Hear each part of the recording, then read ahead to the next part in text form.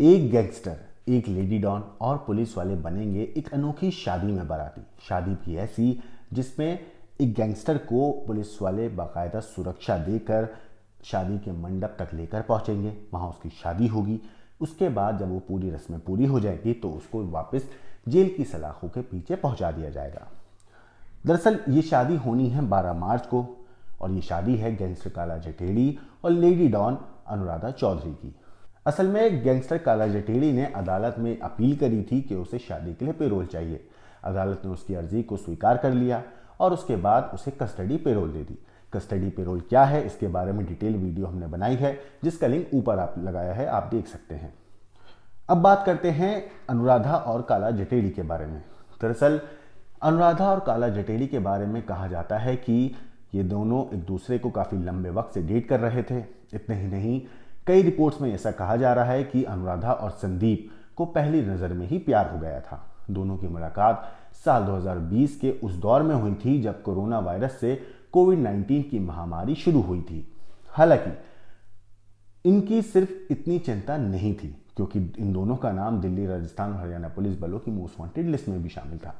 Police की फाइलों में अनुराधा मैडम मिंज थी तो संदीप गैंगस्टर काला जठेड़ी, जिसके सिर पर तकरीबन 7 लाख रुपए का इनाम था।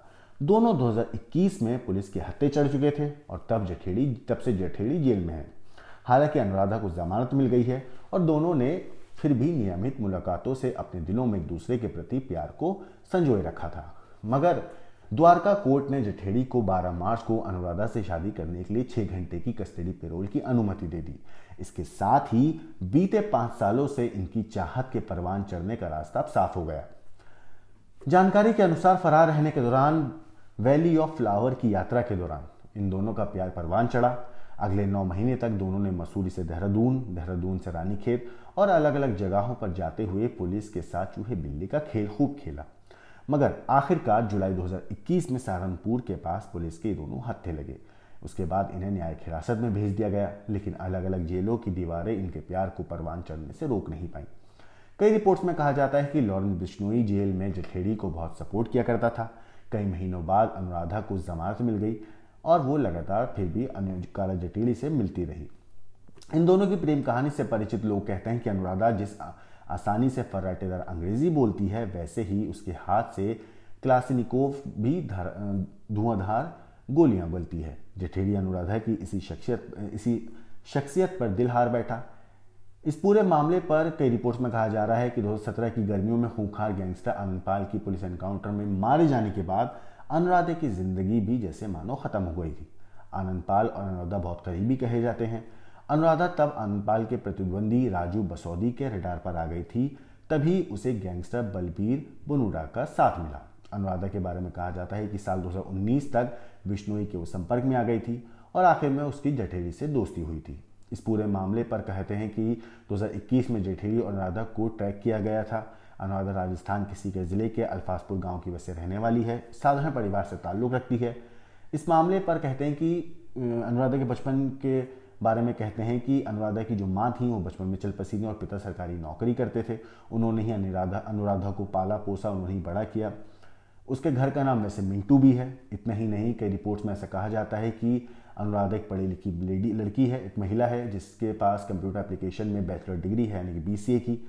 इतना ही नहीं, अनुराधा के बारे में एक बात और है जो कई रिपोर्ट्स में कहते हैं कि अनुराधा ने तकरीबन जब वो कॉलेज के अपना मास्टर्स कंप्लीट कर रही थी, यानी कि जब वो BCA करने के बाद उसने MBA में एडमिशन लिया था, उसने उसी दौरान दीपक मिंज नाम के एक शख्स से शादी करी थी। दोनों ने इसके बाद मिलकर शेयर मार्केट में पैसे लगाए थे। तब अनुराधा पर करोड़ों रुपए ठगी का आरोप लगा था। इसके बाद कई आपराधिक मामलों में अनुराधा का नाम सामने आया, लेकिन आनंदपाल से जो इसकी मुलाकात हुई उसकी वजह से, जो आनंदपाल से इसके जो रिश्ते बने उसकी वजह से, जो पहले पति थे दीपक मिंज, उससे अनुराधा का रिश्ता टूट गया। अनुराधा कई गैंगस्टर्स के संपर्क में आ चुकी थी। उनमें से एक हिस्ट्री शीटर बलबीर बनूड़ा भी का नाम भी शामिल था। बनूड़ा के जरिए ही अनुराधा की जो पहचान हुई थी वो राजस्थान के नामी गैंगस्टर आनंदपाल सिंह से हुई थी। आनंदपाल को असल में अंग्रेजी सीखने का बहुत शौक था। अनुराधा ने उसे अंग्रेजी सिखाने का वादा किया था। जिसके बाद दोनों के बीच में दोस्ती हुई और वक्त के साथ वो दोस्ती बढ़ती चली गई। दोनों में बढ़ती नज़दीकियों को देखकर दीपक मिंज ने अनुराधा से अलग होने का फैसला कर लिया था। इसके बाद साल 2013 में अनुराधा अपने पति से दूर हो गई और आनंदपाल गैंग को ज्वाइन कर लिया था। दोनों लिव इन में भी रहने लगे थे। इतना ही नहीं, 2006 में हुए जीवन राम गुदारा हत्याकांड में अनुराधा इस पूरे हत्याकांड में जो मुख्य आरोपी थे, जो मुख्य गवाह थे माफ कीजिएगा, जिसका नाम था प्रमोद चौधरी, उसके भाई इंद्रचंद का अपहरण 2014 में होता है, जिसके अंदर अनुराधा का नाम आया था और ये कहा गया था कि अनुराधा ने इंद्रचंद को पुणे के एक फ्लैट में बंधक बनाया हुआ था। इतना ही नहीं, आनंदपाल ने अनुराधा से कहते हैं कि AK-47 चलाना सीखा था। मतलब खुद जो गैंगस्टर राजस्थान का एक बहुत बड़ा नाम था, उसके बारे में कहा जाता है कि उसने AK-47 चलाना जो है वो अनुराधा से सीखा था। अनुराधा के खिलाफ अपहरण, मारपीट, जान से मारने की धमकियां देने समेत कई मुकदमे दर्ज हैं। साल 2017 में पुलिस के हाथों आनंदपाल का एनकाउंटर हो गया था। इसी बीच अनुराधा भी पुलिस की गिरफ्त में आ गई थी। जेल से छूटने के बाद अनुराधा दिल्ली में रहने लगी थी और साल 2018 में वो लॉरेंस गैंग के संपर्क में आई थी। कई रिपोर्ट्स में कहा जाता है कि साल 2019 में लॉरेंस गैंग के संपर्क में आई थी, लेकिन तकरीबन ज़्यादातर मीडिया रिपोर्ट्स में ऐसा कहा जाता है कि साल 2018-19 के दरमियान में 18-19 के बीच में लॉरेंस गैंग के संपर्क में आई थी। इसके बाद ही इसकी मुलाकात काला जठेड़ी से हुई थी। सीकर पुलिस ने अनुराधा पर 5,000 रुपए के इनाम की घोषणा भी करी थी। नागौर की जिला अदालत ने 2016 में अनुराधा को एक मामले में 2 साल की सजा भी सुनाई थी और 2020 में राजस्थान सरकार ने उस पर 20,000 रुपए के इनाम की घोषणा करी थी। फिलहाल अनुराधा जेल से बाहर है और काला जठेड़ी के परिवार के साथ रह रही है।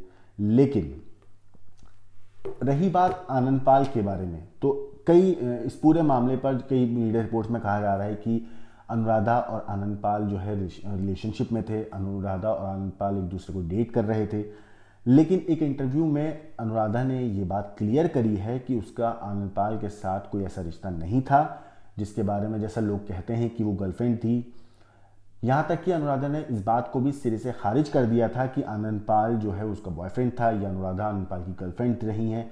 ऐसा उन्होंने कभी भी स्वीकार नहीं किया है, बल्कि एक इंटरव्यू में उन्होंने इस बात को सिरे से नकार दिया था। अब सच्चाई क्या है क्या नहीं ये हम नहीं जानते, लेकिन अनुराधा सच बोल रही हैं झूठ बोल रही हैं ये भी हमें नहीं पता। मगर अनुराधा के बारे में ये चीज़ ज़रूर ये मीडिया रिपोर्ट्स में है और ऐसा उन्होंने अदालत में भी कहा है कि वो अपराध की दुनिया में वापस नहीं लौटना चाहती हैं, उनकी कोई मंशा नहीं है। ऐसा उन्होंने अदालत में कहा है कि वो अपराध की दुनिया में वापस लौटने का उनका कोई इरादा नहीं है। रही बात काला जठेड़ी से इनकी शादी की, तो अनुराधा फिलहाल जो काला जठेड़ी हैं उनके बुजुर्ग माँ बाप का ख्याल रख रही हैं, उनकी देखभाल कर रही हैं और इसी चीज़ से प्रभावित होकर ही कहते हैं कि काला जठेड़ी ने अनुराधा से शादी करने का फैसला किया और अनुराधा को शादी करने के लिए उनसे बात भी करी।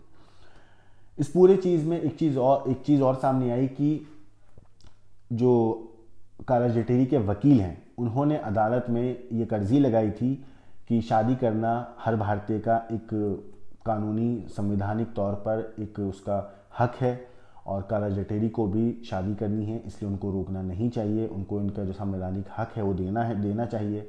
जिसके बाद अदालत ने जो उनके लीगल टीम थी काला जठेड़ी की, उनकी और पुलिस की प्रतिक्रियाओं को सुना, उनकी बात सुनी और आखिर में काला जठेड़ी को शादी के लिए कस्टडी पेरोल की इजाज़त दे दी गई। फिलहाल 12 तारीख को इन दोनों की शादी होनी है, इन दोनों की शादी का कार्ड अब खूब वायरल भी हो रहा है। आपकी स्क्रीन पर भी हमने इन दोनों की शादी का कार्ड लगाया है, आप देख सकते हैं। तो 12 तारीख को काला जठेड़ी की शादी है। शादी होने के बाद वापस जेल की सलाखों के पीछे काला जठेड़ी को पहुंचा दिया जाएगा। मगर एक बात जो कई रिपोर्ट्स में आ रही है सामने, वो ये कि अनुराधा अब लॉ की भी पढ़ाई कर रही है ताकि वो आने वाले वक्त में अपने पति के लिए अदालत में एक मुकदमा या केस जो है वो लड़ सकें और अपने पति को कानूनी मदद पहुंचा सकें। इस पूरी स्टोरी के ऊपर, पूरी चीज़ के ऊपर आपका क्या कहना है, आपका क्या सोचना है, हमें कमेंट करके ज़रूर बताइएगा। बाकी देश और दुनिया की क्राइम की खबरों के लिए देखते रहिए क्राइम तक।